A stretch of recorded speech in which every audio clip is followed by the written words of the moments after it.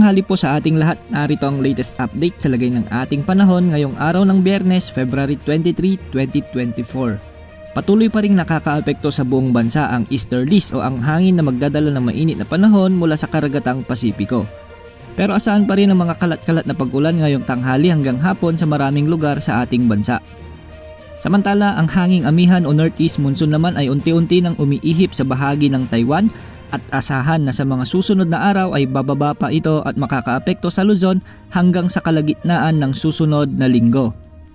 Samantala, base naman sa wind forecast ng mga global models, wala naman tayong nakikita o namomonitor na anumang sama ng panahon o bagyo na posibleng pumasok sa ating area of responsibility hanggang sa katapusan ng Pebrero. Ngayong araw, dahil pa rin sa epekto ng easterlies, ay asahan na sa Luzon na makakaranas ng maulap hanggang sa maulap na kalangitan sa silangang bahagi ng Luzon at may mga tsansa rin ng mga pulupulong pag-ulan sa bahagi ng Cagayan Valley, Aurora, Quezon Province at dito rin sa bahagi ng Bicol Region.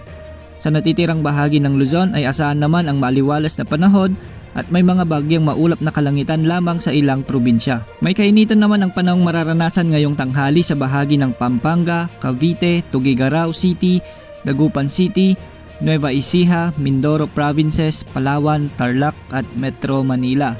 Samantala, sa parte naman ng Visayas ay asahan naman ang maulap hanggang sa maulap na kalangitan at mataas pa rin ang tsansa ng mga pulupulong pag-ulan sa bahagi ng Southern Leyte dahil yan sa umiiral na easterlies.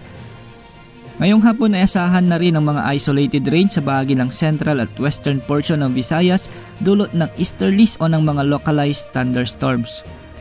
Posible ring makaranas ng mahigit 38 degrees Celsius na heat index ang ilang mga lugar dito sa Visayas ngayong tanghali hanggang mamayang alas 3 ng hapon, kabilang ang Catarman, Giwan Eastern Samar, Iloilo at Rojas City.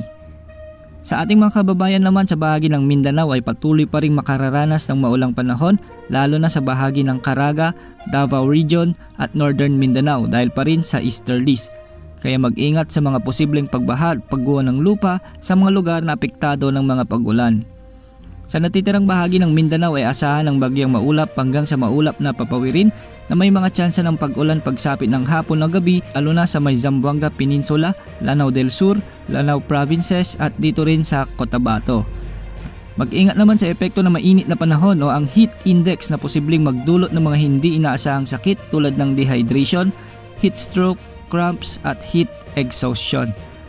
Sa kasalukuyan ay wala ring nakataas na gale warning sa alinmang karagatang sakop ng ating bansa kaya malayang makakapaglayag ang mga kababayan nating mangingisda sa mga baybayin. Maging handa sa lahat ng oras dahil minuto ay nagbabago ang panahon. Ito po ang weather update ng bayan. Maasahan anumang panahon.